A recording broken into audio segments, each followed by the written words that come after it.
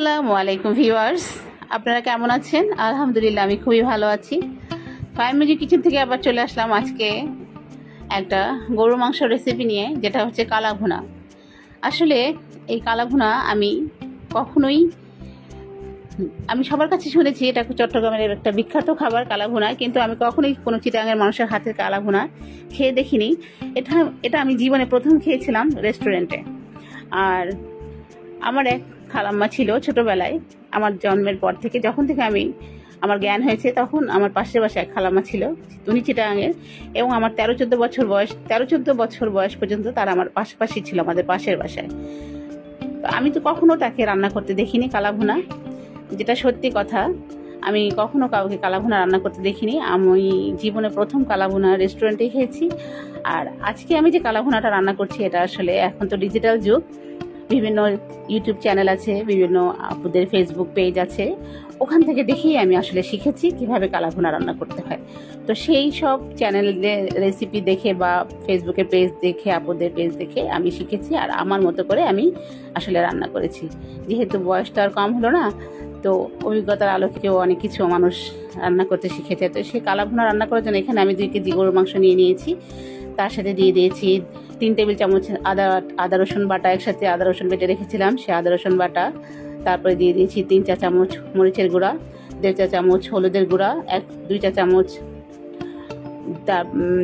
ধনিয়ার গুঁড়া, 1 চামচ জিরার গুঁড়া, আস্ত কিছু গরম মশলা, একটা বড় কালো এলাচ, কয়েকটা ছোট এলাচ, লবঙ্গ, দারচিনি, কালো গোলমরিচ এবং তেজপাতা, এবং দিয়ে দিয়েছি কাঁচা পেঁয়াজ কুচি এবং কিছু পেঁয়াজের বেরেস্তা। আর দিয়ে দিয়েছি তেল, যে বেরেস্তাটা যে আমি তেলে ভেজে নিয়েছিলাম, সেই তেলটা দিয়ে ভালো মতো হাত দিয়ে মাখিয়ে আমি 1 ঘন্টার মতো রেস্টে রেখে দিয়েছিলাম। এরপর আমি চুলায় বসিয়ে দিয়েছি। এখানে আমি আসলে কোনো পানি ব্যবহার করিনি। যে পানি আমি যে মেখে রেখেছিলাম গরুর মাংসটা, সেখান থেকে 1 ঘন্টা ম্যারিনেট করে রেখেছিলাম, সেখান থেকে যে পানিটা উঠেছে, সেই পানিতেই আমি আসলে মাংসটা খুব অল্প আঁচে দিয়ে রান্না করব, এটা সিদ্ধ হওয়া পর্যন্ত এবং পানিটা শুকিয়ে যাওয়া পর্যন্ত। কিন্তু কিছুক্ষণ পর পর ঢাকনাটা খুলে আসলে মাংসটা নেড়ে দিতে হবে। গরুর মাংস রান্নাটা আসলে সময় সাপেক্ষ ব্যাপার, বললেই হয়ে যায় না। আসলে আমরা তো ভিডিওতে দেখাই যে 3-4 মিনিটের ভিডিও, তার মধ্যেই হয়ে যায়, কিন্তু তার মধ্যে হয়ে যায় না, এটা হতে বেশ সময় লাগে। কিন্তু এর মধ্যে কয়েকবার ঢাকনা খুলে নেড়ে চেড়ে দিতে হবে। যখন এই যে একদম মাংসটা যখন পানিটা শুকিয়ে যখন একদম ভাজা ভাজা হয়ে যাবে, তখন এটা চুলা থেকে নামিয়ে এটা আমি একটা বাগার দিব। মাংসটা আমার হয়ে গেছে, দেখেন একদম কালো কালো ভুনা ভুনা হয়ে গেছে।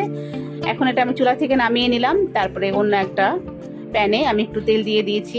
এখানে অনেকে সরিষার তেল ইউজ করে, আমি আসলে রান্নার তেল ইউজ করেছি, সাদা তেল। তার মধ্যে দিয়ে দিয়েছি 3-4টা শুকনো মরিচ ভেঙে, আর দিয়ে দিয়েছি কিছু রসুন কুচি এবং পেঁয়াজ কুচি। এটা দিয়ে এটা লাল লাল বেরেস্তার মতো করে আমি ভেজে নিব। তো দেখেন আমার বেরেস্তার মতো করে ভাজা হয়ে গেছে। এখন যে রান্না করা মাংসটা আমি এটার মধ্যে ঢেলে দিব।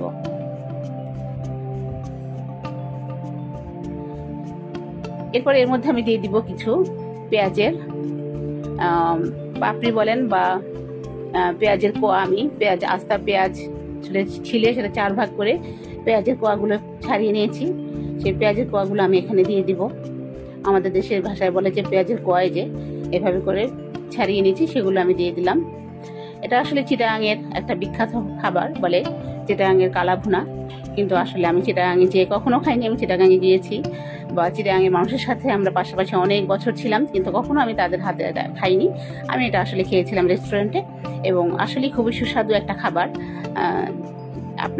আমি জানি আপনারা অনেকেই রান্না করে খেতে পারেন এভাবে করে, বা খেয়েছেন, বা চিটাগাঙের মানুষের হাতে খেয়েছেন বা রেস্টুরেন্টে খেয়েছেন। তবে জানি না আসলে আমি কতটুকু পেরেছি, কিন্তু আসলে আলহামদুলিল্লাহ খেতে খুবই ভালো হয়েছিল। যদি আমার রান্না আপনাদের ভালো লাগে, তাহলে আমার রান্না একটা লাইক শেয়ার কমেন্ট করবেন। আপনারা ভালো থাকবেন, সুস্থ থাকবেন। আল্লাহ হাফেজ, আসসালামু আলাইকুম।